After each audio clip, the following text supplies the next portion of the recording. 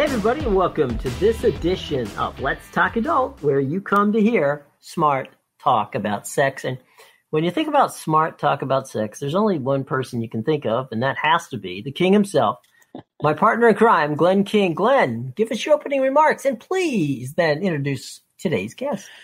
Greetings, Jim, and greetings to everyone out there, our thousands and thousands of listeners to the Let's Talk Adult podcast. Here we are for another great episode where we bring you adult entertainment talk for the adult entertainment curious. And I'm Glenn King. I'm a producer / director of adults type content. And as you know, Jim, our mission is to bring to the masses enlightenment. Enlightenment because porn is not just happening in California and inside our little bubble anymore. It's happening everywhere. And so I'm always thrilled to bring on experts to talk about the industry and break down some of the mysterious things that happen behind the scenes. And I have today, Jim, a very special guest. I have with us the Leigh Steinberg of adult entertainment agents. You may recall that Leigh Steinberg wrote a book called Winning with Integrity. And so I wanted to talk to an agent, but I wanted to find for us one who is at the very highest echelons in terms of class and integrity and who brings that to adult entertainment. So I have with us today the one and only adult entertainment super agent, Mark Schecter of ATM LA. Yay, welcome, Mark. Thank you, Glenn. Can we end it right now? Because I don't know, it might get worse from here. Absolutely not. Thank you for the compliments. You're very welcome. Just so people know, Mark and I have known each other for, 10 or 15 years.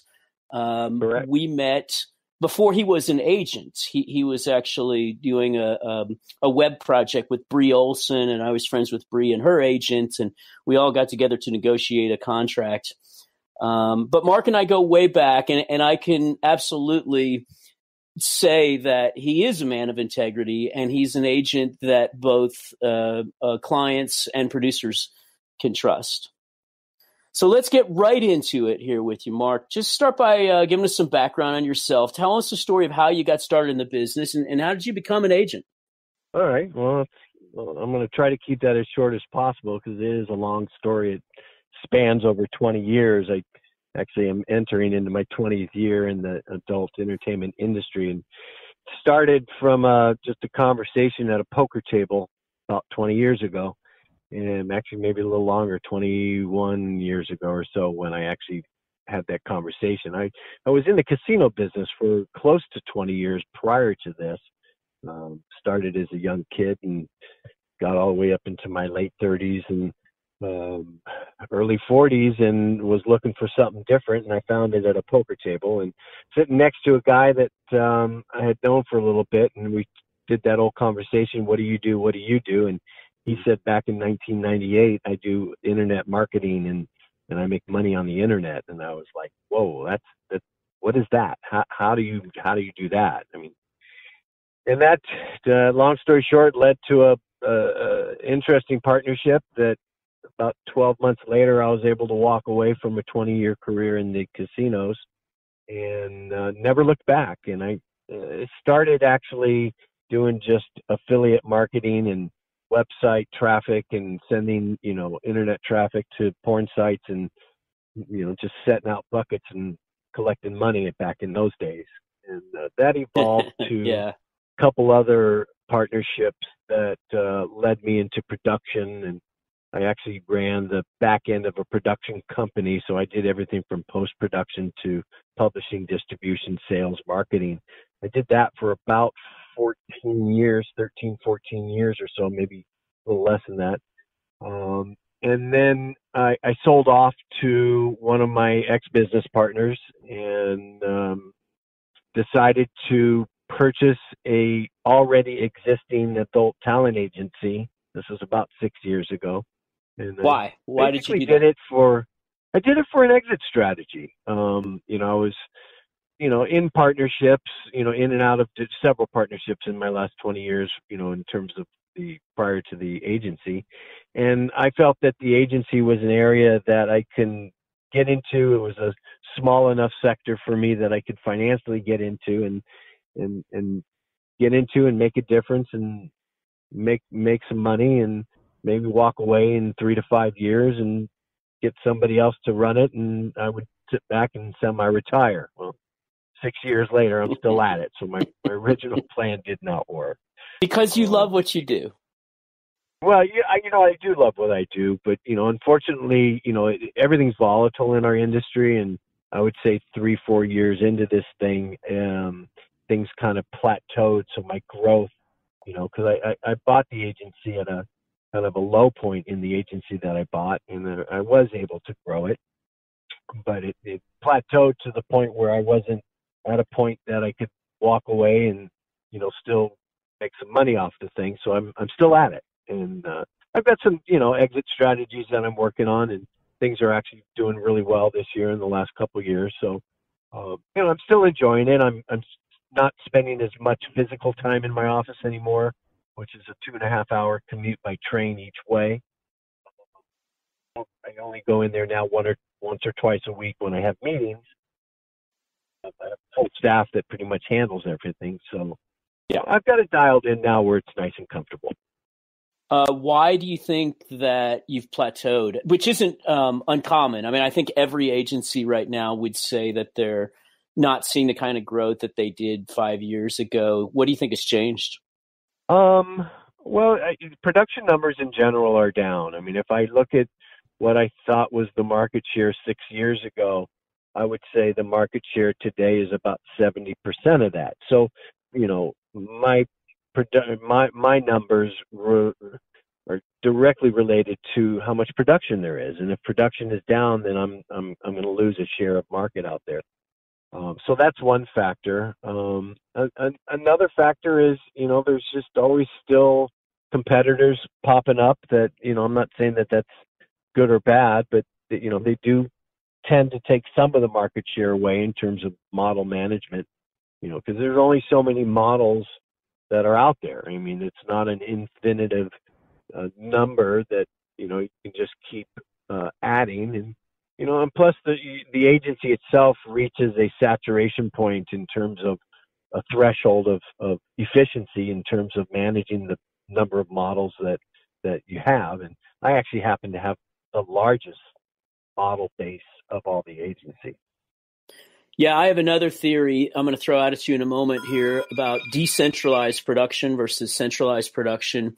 But first, let me just remind our listeners that you're listening to Let's Talk Adults with Glenn King and Jim Williams and our guest, Mark Schecter. But before I come back and ask you that question, I just want to help our viewer or listeners understand more about, well, what does an agent actually do in this industry? Why are you necessary? Well, I wouldn't necessarily say we're necessary. Oh, you are necessary. I'll say it if you won't say it. You're very necessary. I think it makes it more efficient and more cost-effective for the producers to go through an agency for their model selection. Number one, they tend to get a little bit more of an assurance or a reliability factor. And, hopefully they have a good relationship with the agent, that they, have a conversation about the performer that they want to book, and make sure that that performer is what they're looking for in terms of their needs. So I think those aspects, tend to keep us around. I think the other one is going to be also that, without us, you lose the element of the new recruit, because all agencies have a very extensive recruiting process. We're all different. We all recruit differently. But, when you talk about, the trying to bring in new recruits for the producers, because that's really what they need, it's vital that they rely on us to do that. Yeah, let me explain to our listeners from my end of this thing. So I'm a producer. Every time I do a scene, I'm spending a couple $1,000s. I've got to pay a makeup artist. I've got to pay a crew to be in there. I may have to pay for the girl's travel to be there. I may have to pay for studio time, which can be $100 an hour or so, depending on where we shoot. And all of those things are only a good investment if the talent that shows up is sober and what she looked like in the picture and comprehensive of what we're trying to get her to do, and or comprehending of what we're trying to get her to do, and so on. And that's why agencies are absolutely crucial.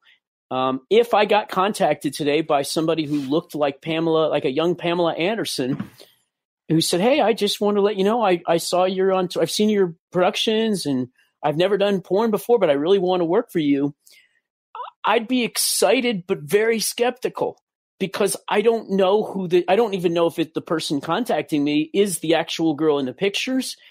I don't know if I'm going to pay for a plane flight for her and she's going to get on the plane, which has happened to me many times that somebody doesn't get on the plane. And I don't know if she's somebody that is sober, or, I don't even know if she's, what all the parts of her look like up close, and so on. Somebody has to qualify that person for me. And that's what agents do. And on the other end, it works the exact opposite. The girl who may get contacted directly by a producer who says, "Hey, I'll give you thousands of dollars to come shoot for me," God knows who or what he might be. And Mark can probably tell you many stories where it turns out to just simply not be a real producer. It's just a guy who either wants to take advantage of this girl and not pay her, or he's pretending to be a producer so he can have sex with her at a lower price, or so on. The agent is the middleman who sits in and qualifies both ends and makes sure that we have a legit producer and a legit talent. So important. Yeah, that's correct. Yep, very correct. And so I've seen people on Twitter saying, "Hey, girl, leave your agent. You don't need an agent." And every single time I try to tell these girls, the only time that that's actually the case is when somebody has been in the industry a while, already knows all the producers and talent, and is good at managing her own calendar. They already know all the producers. They can get everything lined up, but they're not good at managing their calendar. And so you end up with a mess. Mark, so that's also part of what the agent does. Yeah. Go ahead, Jim. No, I was just going to say, Mark, I have a quick question for you. I deal with agents all the time, and I have an agent myself with IMG. And they offer different types of representation. Some of them will take care of, finances and help you figure out what's the best way to handle your finances. Some of them are just out to get you the gig or whatever you need. Some are full service agencies. Some are just, as I said before, placement type agencies. In your business, how much counseling do you do when you bring on a new talent? That varies from talent to talent. One thing that I guess potentially separates ATMLA from some of the competitors is we do try to cater to each performer on an individual basis. So there's no cookie cutter for us. We're one size fits all. And so, some performers want that type of guidance and teaching and all that kind of stuff. And then there's some performers that know what they want, and they want an agent that's going to deliver to them pretty much how they want to be represented and the things that they want to do, not necessarily. And again, I don't say that, we would ever have a performer do something they don't want to do. I'm just, some performers don't know, the benefits of all the various scene types and companies that they can work for. And sometimes without knowledge, they can't really make an informed decision. And that's where we come in to help the performers make informed decisions. And then once they make that decision, then we go ahead and support them. Even if it's something that, for example, we don't necessarily, I guess, like where it's my cup of tea. I can give an example of that. Like in yes, give an example. Situations where there's some very rough and aggressive type scenes out there, and it's not my cup of tea. I don't necessarily enjoy watching that type of content, but there's performers out there that enjoy performing in that type of content. So it's not my place to dictate or to limit decide what a performer does and doesn't do, as long as it's legal and as long as it's, be within a company that goes through the vetting process that's necessary if they're not known to us. But I always like to refer to ATMLA as the desired agency. So we want the performers to want to be with ATMLA. If they don't want to be part of the agency, then there needs to be a discussion. And the same thing with my clients. I want my production clients to want to do business with us because they enjoy our service. They think they get a value out of it, and not just because we have that girl. Glenn and I will be back with more of Let's Talk Adult right after this. We've been married 14 years. 12. We've been married 12 years, and For our last anniversary, he gave me cash. to keep the fire lit, we use KY 2-in-1 touch massage. No card, just cash. It's got a warming sensation, and we love that. It was about $50. Feels great all over. Yeah, I went shopping, got this pajamas. For Well, the top. massage or... KY brand touch massage, 2-in-1 warming and also 2-in-1 tingling body massage and personal lubricant. Welcome back to Let's Talk Adult. Our guest is Mark Schecter, a super agent. He's the Leigh Steinberg of agents, and he's with ATM LA Talent Agency. And, well, the example I'd want to give is we had Brian Gosling on a few weeks ago. He's he does rough scenes, but I believe he is a director with integrity. So I'd ask how you prepare a girl for a scene like that. And then let me ask my follow-up question to that, because it's every email that we've gotten from this show for this show today. People want to ask you a question. Is every one of them is the exact same thing. And I get this question like 50 times a day anyway in my DMs is, how does somebody get into the business of both males and females? So take both all of right, those. all right, I'll answer the first one about content such as Brian's. Brian's a good client of ours. I have a lot of respect for Brian. I don't do a lot of business with him because we just don't necessarily have the plethora of girls that are capable of doing that type of performing. And so the process I go through is, if Brian contacts me directly and for a specific girl, that's usually what he does. He doesn't hit me up and say, who do you have that will do my content? He targets girls, and rightfully so. And his are rough scenes, just so everybody understands. They're very, very rough. Yeah, very rough and aggressive. And so my first task is to present the offer to the girl, the type of the scene, and then I let them inform them of the website. And I actually ask them, and it's a requirement, that they go to the website and they spend some time looking at the content, and they have to respond back and consent that that is the type of content that they want to work on. Now, even before that, though, when we have our interview process, and I've, started representation with that same girl, could be a month, 6 months, 6 years earlier, I had that conversation with them when we took them in, and we went through some of the things that they do and they don't do. And even when they tell me that they like rough and aggressive sex, I still go through a series of questions to kind of set a level for them that I think that where they stand in those types of scenes. And if they don't answer the questions with, fluent answers that I'm comfortable with, then I would tell Brian that, no, she's not ready for that type of a scene. Good.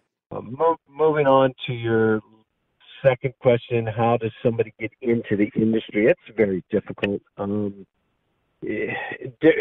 guess we'll start with the easy one. The easy one is the female. So the female, really she gets in by her looks and her age. That typically opens doors of interest. So, for example, I'd say the highest caliber or area of girl that we're always looking for is a girl that's between the age of 18 and 21.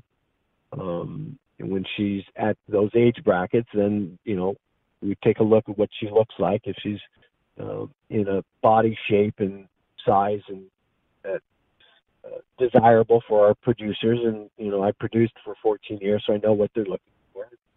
I also know what generates bookings and what doesn't. So I use that knowledge and experience, and I can make an easy determination on whether or not there's interest. And there's some other factors that go into it. So, for example, a girl that lives in LA, has an easier chance to get accepted than a girl that lives in Tennessee. So the girl that lives in Tennessee's got much stricter and stringent requirements, and if they don't meet those requirements, then we won't move forward, because there's a little bit more of a difficult process. You have to get them to LA. They have to sustain themselves financially. So we have to make sure that we're not going to have a girl travel all the way across the country and sit in a model house and not work. And that's not something that we would want to enter into. We don't want to take that chance, because it's just not the right thing to do. So there are different areas of, I guess, levels that we would accept depending on where the girl lives and age and what she looks like. Okay, let's like just that. walk through the process here. Let's say the next Elsa Jean is sitting out there in Tennessee somewhere. So she emails you or calls you and says, hey, I'd like to get into adult entertainment. And what do you tell her? Send pictures? Yeah. So if we get somebody that, just, again, initially just hits us up, get a lot of emails. We have a back-end submission process on our website. Okay, what's your website? People, I want everybody out there to know how to start this process if they are the next Elsa Jean. There you go. It's www.atmla.com. And we'll link that in the show box for you. So they reach out to us, and first question is, please reply back with number one, an ID, so that we can verify that you're over the age of 18.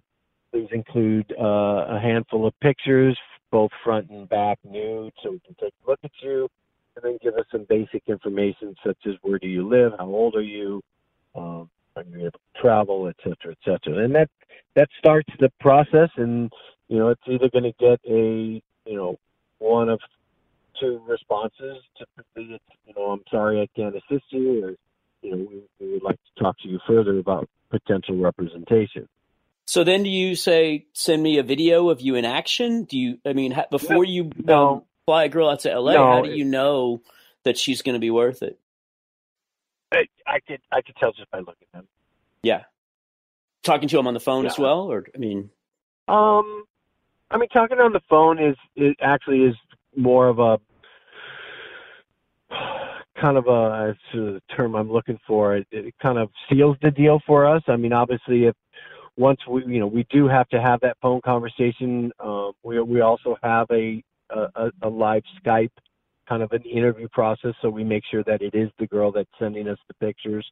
Yeah. And if we notice anything that is irregular or abnormal in terms of what was not displayed or shown in pictures, that could be a situation where we would not move forward.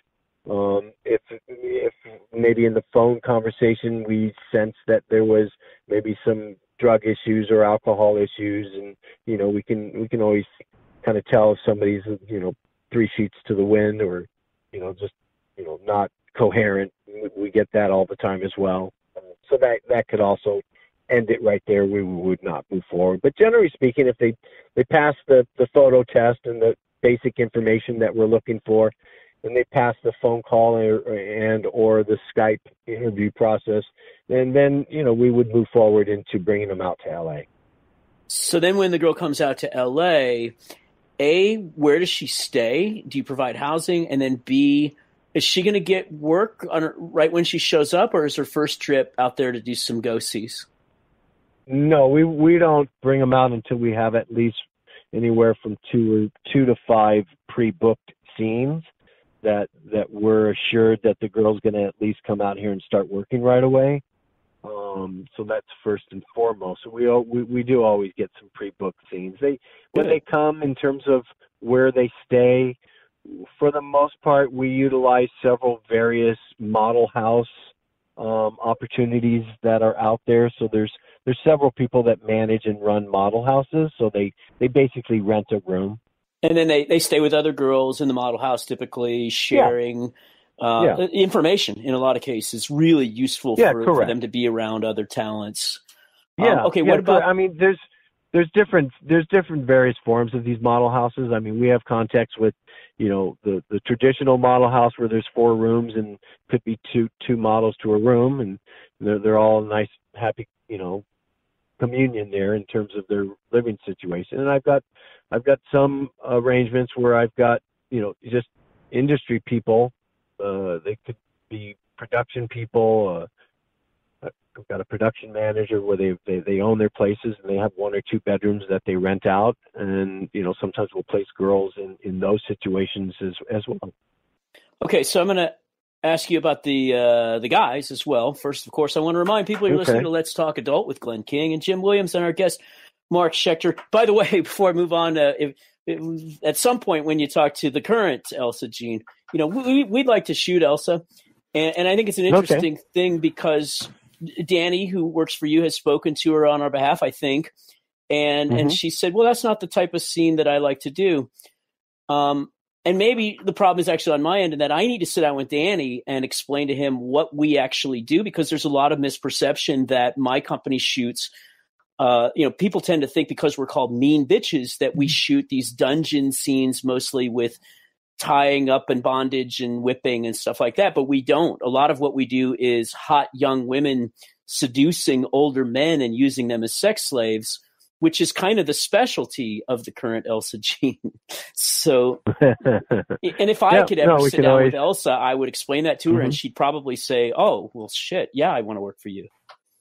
Yeah, no, we can always definitely explore that option. Yeah. So, all right, well, let's ask. Moving on to the guys. All right. That's a much shorter conversation. We get guys contact us all the time. We usually get anywhere from 1 to 6 phone calls a day. Many of those are very, very short because they're actually just on the other end jerking off. Anyway, so if we get a guy that reaches out to us, and I hate to disappoint any of the male listeners out there, but most of the time I'm going to say it's going to be, I'm sorry, we're not looking for any guys at this time. And the reason for that is because it literally takes 100 guys for me to even have one that could even be a potential. And so therefore when, it's just in terms of sheer numbers and how many times we get approached, it just would take up way too much time. And I also know that it's just the likelihood of me finding somebody in that, haystack is going to be slim and none. So most people don't even get an opportunity or a conversation. When we do finally get, I guess, something that stands out. So most of the time it's an email. It's not a phone call. Nobody ever is going to get anywhere through a phone call. So don't call my office and say, I want to be a porn star. It just won't work. You won't get past my front office girl. The best way for a guy is you send a professional email, a little bit about yourself, include a couple images of yourself, front, back, with a nice erection that I can see your size. And that at least is going to get eyeballs. And sound professional. Listen up, guys out there. Don't send them an email saying, yo, I'm the next big thing. Call me. Yeah. It needs to be, hi there. I'm so-and-so. I live in whatever city. I'm this height. I'm this weight. I've enclosed some pictures of myself. I have experience in front of a camera doing this and this. I feel like I'd be a good talent because of this. You're applying for a job out there, guys, and treat it like that. That's correct. That's correct. And so when I get somebody that, at least gets my attention, which again is very rare, I have a copy paste little thing that I just send back real quickly, and I have 2 requirements. If you meet these 2 requirements, then the conversation can go further. First requirement is you have to live in LA. Second requirement, you've got to have some redeeming attribute that's going to separate you from the average guy, and that's usually a big dick. And when we say big dick, it's not what you think is a big dick. It's what you see in in porn. There are 2 different measurements. There's porn size and then there's regular size. big regular size. We have to be able to see not, it thrusting back and forth. It's not easy to see. Regular size is not. If you're the biggest guy in the gym, that still doesn't cut it. I mean, you actually have to have a real big, dick. I mean, it's otherwise you're not going to get an opportunity because there's thousands of you guys, and that opportunity is the most difficult part. So let's just say you live in LA, and let's just say you have a 9-inch dick. Okay, so now you got my attention. But the likelihood, and if I get 100 of those guys, now mind you, we started with 100, and only one of you actually lived in LA and had a big dick. Now I need 100 of you to get one that's going to be able to keep that dick hard and perform the way the producer wants it to perform. That's the most difficult part. Most people fail. And even somebody that is the biggest gigolo in the nightclub fails all the time. Yep. But getting back to the female performers, what about diversity? Diversity in ethnicity, diversity from different countries? What about that? Well, that's evolved and changed over the years. When I was producing, I remember that we used to have several different product lines, and we sold websites and we sold DVDs, and we had websites that actually catered to Asians and blacks and Latins, Hispanics, if you will, the various ethnicities, that are out there, and it sold, and we were able to produce, and there was enough performer base and also a consumer base that there was a market. That's changed. Just content in general has changed over the course of at least the 20 years that I've been doing this. So now it's consolidated to smaller numbers of ethnicity, and for the most part, a black, Asian, or Latin, Hispanic girl is really competing in the same performer pool with any and all girls that are out there.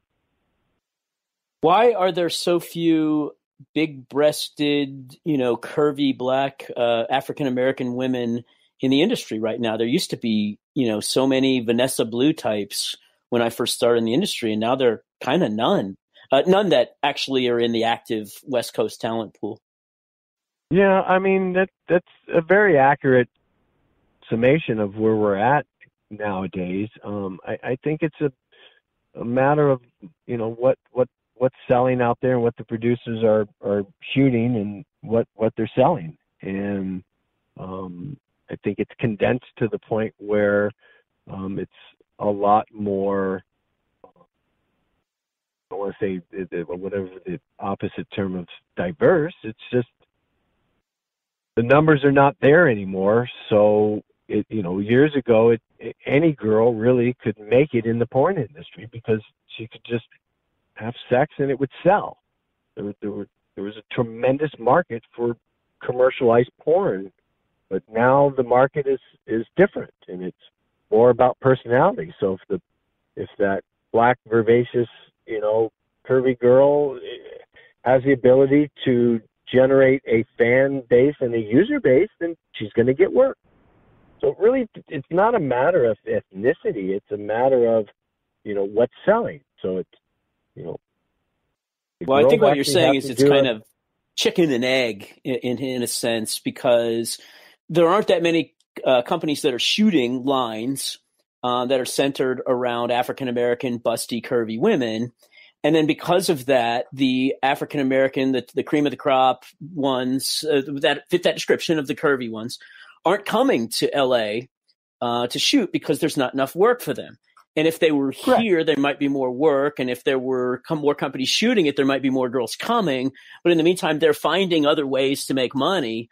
And as an example, I think Mariah Mills is her name over there down in Florida, who has a contract with Bang Bros or Reality Kings or one of those companies. And, she's doing great out there. She's a beautiful African-American, curvy woman, and she's getting lots of work.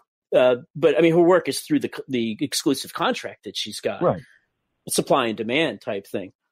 But I don't think it's racial at all. I think there are plenty of producers like myself who people say to me, well, why aren't you shooting, the big, busty, curvy African-Americans anymore? And my answer is they're not, I don't have them available to shoot. Oh, well, why don't you reach out to so-and-so stripper who's hot on Instagram? And it's like, it doesn't work that way. I cannot convince people to get in the business, not with what I pay. Bang Bros can, because they can give a girl an exclusive contract, but I can't convince a girl, even if I'm paying for a full day rate. A lot of times the girl's not going to come out to do one scene out here in Las Vegas. She needs to be able to get 8 scenes when she flies somewhere. And therein lies the problem. Mm-hmm. So, I think that's the issue with ethnicity.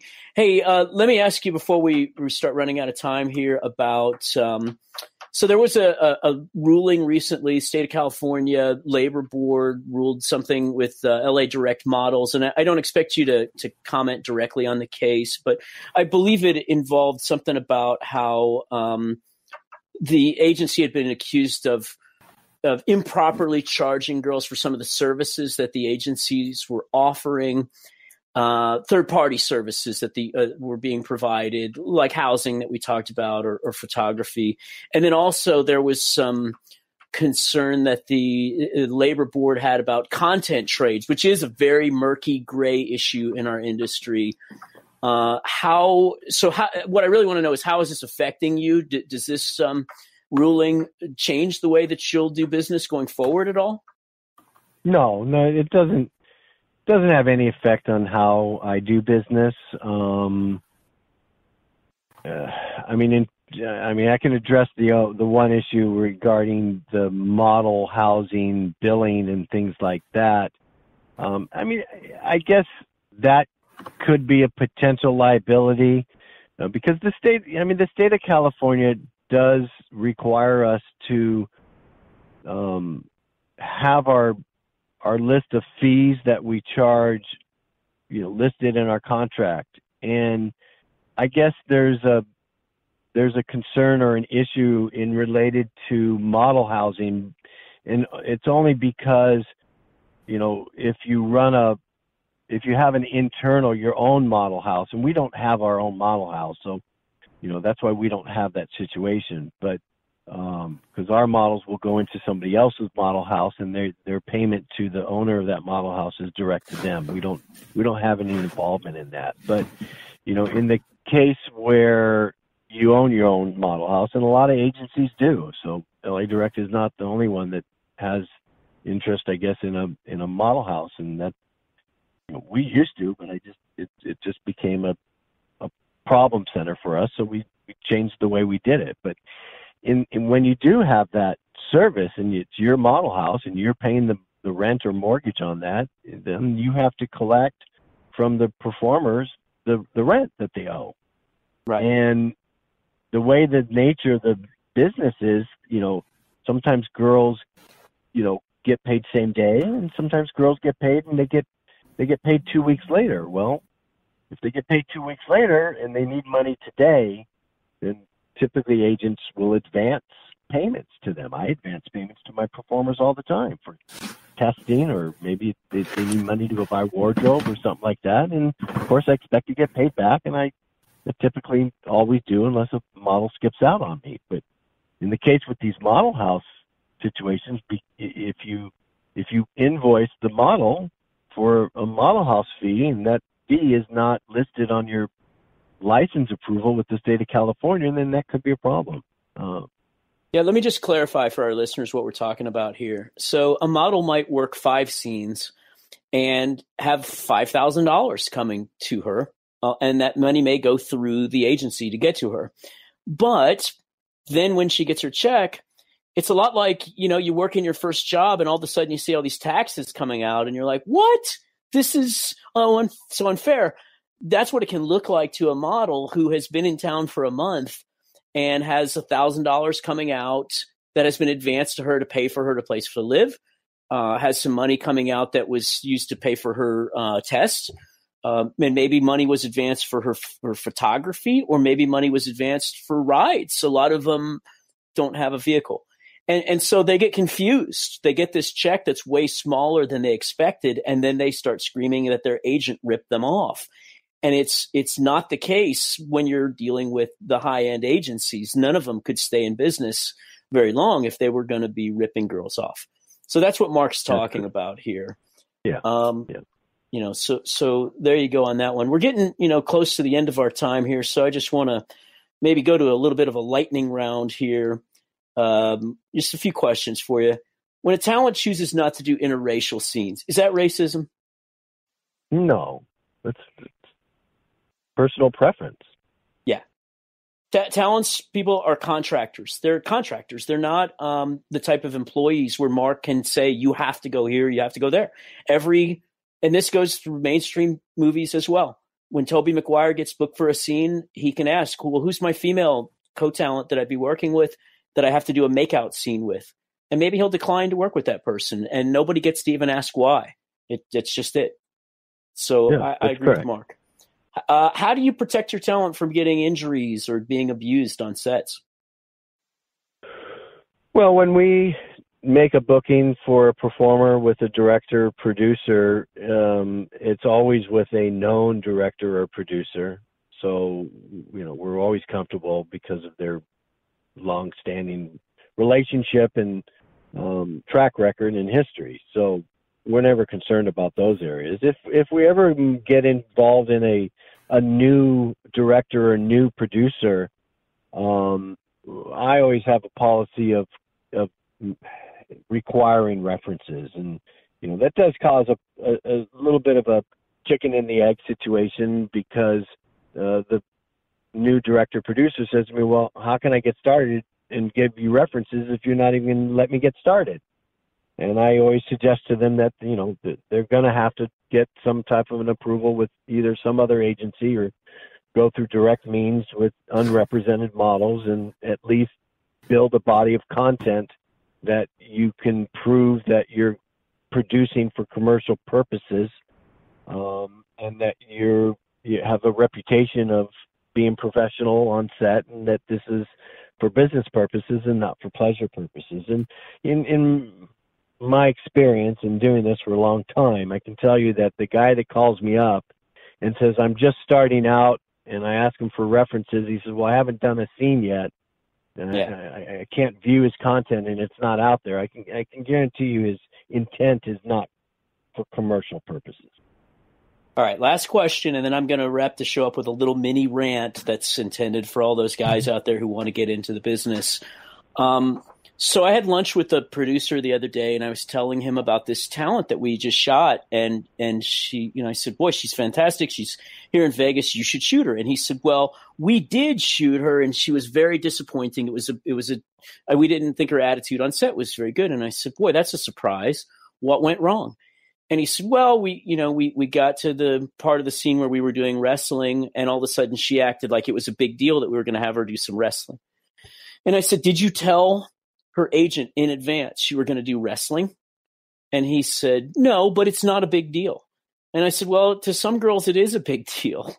The girl in question, I know her very well, and she doesn't like to wrestle because she's kind of a bigger girl, and it makes her look like a bully or a beast or something, and she doesn't like her image to look that way. But my point, Mark, is that he didn't do what was proper in terms of informing the agent. What do you as an agent do to make sure that you know everything that's going into a scene before the girl gets to set? Like who's she going to be working with, and what are all the things that are going to be done, et cetera?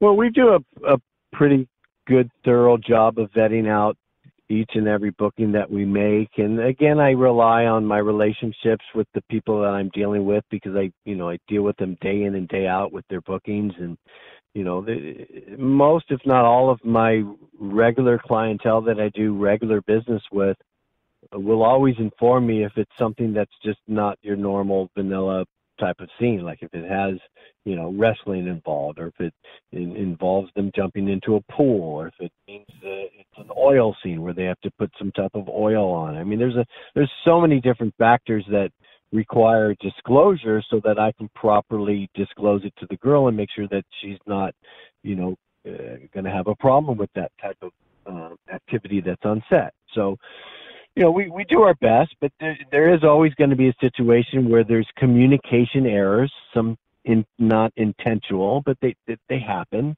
And I always coach the girls that when they ever encounter, and they will always encounter a situation where they go to set and they were not properly informed. And sometimes it's communication errors, sometimes it's a matter of omittance of information that should have been relayed. And I always tell them, pull yourself aside, tell the director you got to go use the restroom, give me a call, let me know what's going on, and give a call to the director and see how we can resolve this. Because at the end of the day, there's money that's at risk for production expenses, and there's individuals that are subject to doing things that they don't want to do, and so that's not a good situation. And our job then is to try to resolve it so that everybody's comfortable. All right, so if you're a up-and-coming director out there, let me give you some advice coming to you from a multiple AVN award winner. Mm-hmm. No surprises on set. When you want to book a girl, you tell the agent everything that she might need to know, they might need to know, and a lot more. Just go ahead and, even though you think it might sound obvious that there's going to be a blowjob in the scene, you put that in there. It's a boy-girl scene. There's going to be a blowjob. There's going to be some foot licking. There's going to be some wrestling. Just give them the list, and then you'll find it goes a lot easier on set. Now, I'm going to wrap this up, Mark, by sending a little message out there, because you can correct me on this. But 90% of the people that are listening to this podcast are guys who want to get into the business, I think. There's so many of them. And my message to you guys is, as Mark just told you, it's very, very difficult to be that 1 in 1,000 or 1 in 100,000 who has all the qualifications and gets in by sending an email to an agent. For the rest of you, there is another way, and it's the way that I got in the business. And if you want to know more about it, then go back and listen to our podcast with Brian Gosling from a few weeks ago. It's the way he got in the business, and that is you can start producing your own content. No matter what city you're in, you can find female talent that want to work with you, start putting it on Pornhub, make a Clips for Sale store, make a ManyVid store, start doing cam shows, whatever. If you're not afraid to be on camera, then this should be no problem for you. And you're going to say to me, well, wait a minute, I have to have money for that. Yeah, that's right. You have to have money because you're starting a business here, just like any other business. If you want to start your own restaurant, if you want to start your own business, even if you want to be a Uber driver, you still have to have a car first. So save up your money, find another job, save up your money for a year at least until you have what you need to get started, and then start shooting your own content. And then when you've got a bunch of scenes in place and maybe even a fan following, then maybe you contact an agent like Mark and say, hey, I've got all the qualifications. I've been doing this a while. I've got a fan following. I've already got experience. And I'd like to start marketing myself to work for other companies besides my own. Mark, is that a good way for guys to get in the business? Yeah, absolutely. There's a big market out there for that type of content. There you go. So that's the answer, guys, is don't wait around for somebody to hire you. I've been saying this pretty much every episode, but I want to reinforce it because we've got an expert here who helps people get in the business that can tell you the porn industry just isn't the kind of place where you apply for a job and get one. There just aren't enough jobs in our industry in terms of internships. You can't apprentice. You just kind of got to have to go out, be brave enough to do it yourself, and then you can move into the mainstream. Well, Mark, thank you so much for coming on with us. And a lot of this, all of this was really great information for people.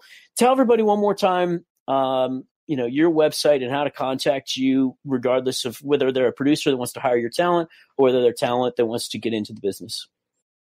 All right. Again, it's www.atmla.com. That's our website. You can see all of our performers there, and feel free to send me an email, Mark, M-A-R-K, @atmla.com. Glenn and I will be back with more of Let's Talk Adult right after this.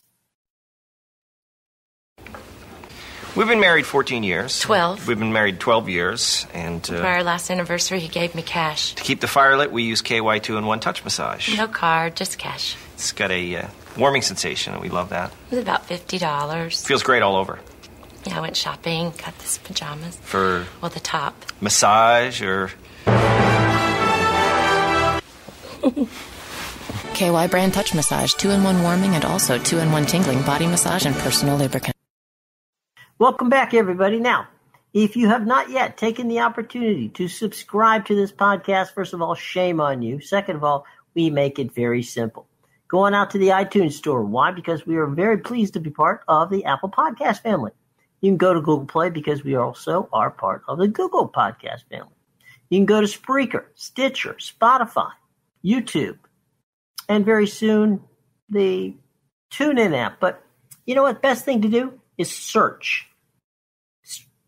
That's right. Search Let's Talk Adult with Glenn King and Jim Williams.